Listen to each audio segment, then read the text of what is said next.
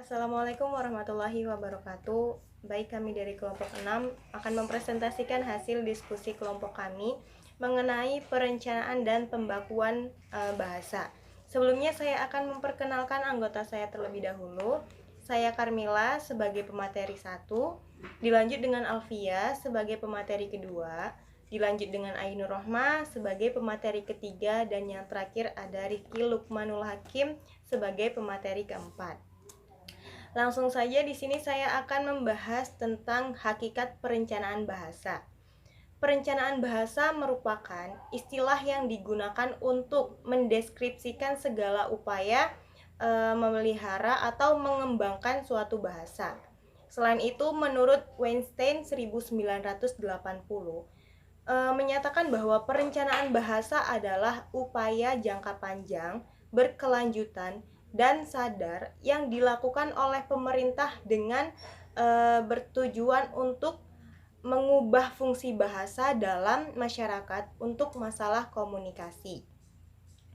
Dari beberapa pendapat tadi dapat disimpulkan bahwa perencanaan bahasa adalah upaya untuk melestarikan bahasa, seperti menambah kosakata, mengeja, dan membuat kamus.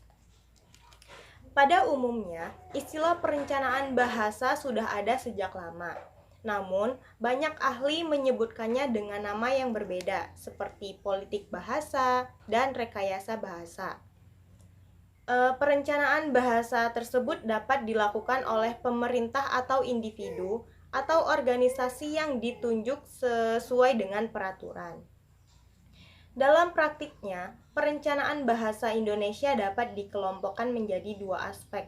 Yang pertama yaitu perencanaan status, merupakan perencanaan yang terkait dengan usaha peningkatan status bahasa Indonesia.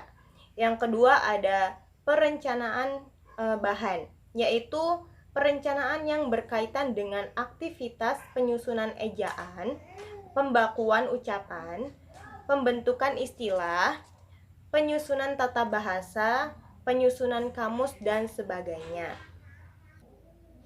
Selanjutnya ada aspek perencanaan bahasa.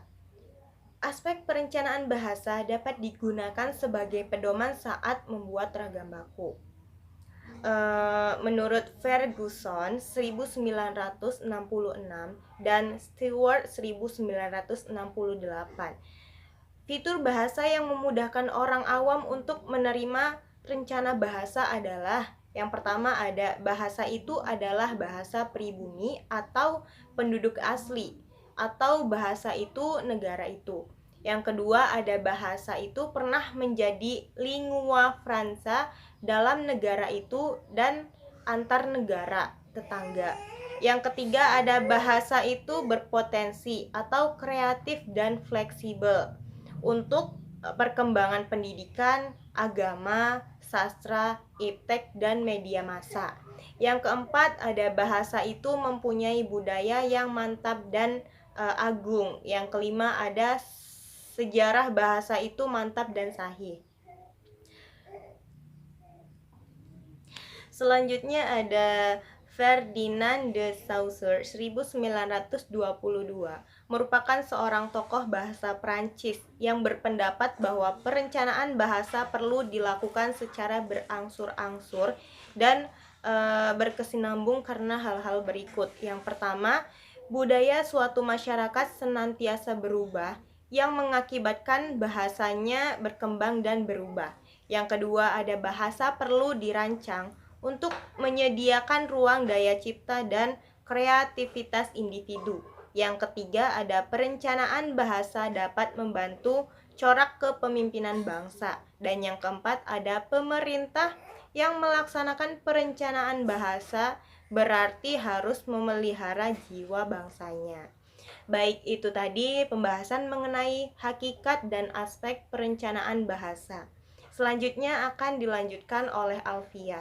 Terima kasih. Saya Alfia, saya akan melanjutkan penjelasan yang tadi, yaitu mengenai fungsi bahasa Indonesia baku. Di antaranya, yaitu sebagai alat komunikasi resmi, misalnya dalam surat menyurat resmi, ataupun membuat pengumuman-pengumuman yang dikeluarkan oleh instansi-instansi resmi, kemudian membuat undang-undang ataupun surat-surat keputusan dan sebagainya. Kemudian yang kedua, yaitu dipergunakan dalam wacana teknis, misalnya karangan-karangan ilmiah, buku-buku pelajaran, ataupun laporan-laporan resmi. Kemudian yang ketiga, yaitu dipakai dalam pembicaraan-pembicaraan resmi, misalnya saat mengajar, saat berceramah, berkhutbah, dan lain-lain. Kemudian yang keempat, yaitu dalam siaran-siaran resmi, misalnya dalam radio, televisi, ataupun surat-surat kabar, majalah, dan lain-lain. Kemudian yang terakhir, yaitu dipakai dalam pembicaraan dengan orang-orang yang lebih tua atau yang dihormati, ataupun orang-orang yang belum dikenali atau belum akrab benar. Kita harus menggunakan fungsi bahasa Indonesia baku ini dalam kehidupan sehari-hari juga, sesuai konteks dalam bahasanya. Baik, selanjutnya ciri ragam bahasa baku. Ragam bahasa baku memiliki beberapa ciri sebagaimana yang disebutkan HR pada tahun 2010, yaitu yang pertama, kemantapan yang dinamis, yang kedua, kecendikiaan, dan yang ketiga, kerasionalan. Adapun penjelasan setiap ciri ragam bahasa baku tersebut dipaparkan sebagai berikut. Yang pertama, kemantapan yang dinamis. Wujud dari ciri kemantapan yang dinamis adalah berupa aturan dan kaidah yang tetap. Namun, pemantapan kaidah itu cukup luas sehingga dapat menerima kemungkinan perubahan dan pengembangan yang bersistem, baik di bidang gramatikal maupun di bidang kosakata, peristilahan, dan berbagai ragam gaya di bidang sintaksis dan semantik. Yang kedua, kecendikiaan. Mengacu pada bahasa baku harus diupayakan agar bahasa tersebut dapat digunakan untuk membicarakan ilmu pengetahuan, teknologi, dan kehidupan modern. Kecendikiaan ini dapat dilakukan dengan memperkaya kosakata dalam segala kegiatan dan keilmuan. Yang ketiga, kerasionalan. Bahasa baku tampak dalam penggunaan bahasa, baik di bidang kosakata maupun struktur sintaksis. Kosakata dalam makna yang paradoksian dan kontroversian tidak mencerminkan kerasionalan. Sekian dari saya, akan dilanjut oleh saudara Rifki Lukmanul Hakim. Perkenalkan, nama saya Rifki Lukman Hakim, ingin melanjutkan materi. Materi yang saya sampaikan adalah tahap-tahap pembakuan bahasa. Tahap seleksi dan identifikasi.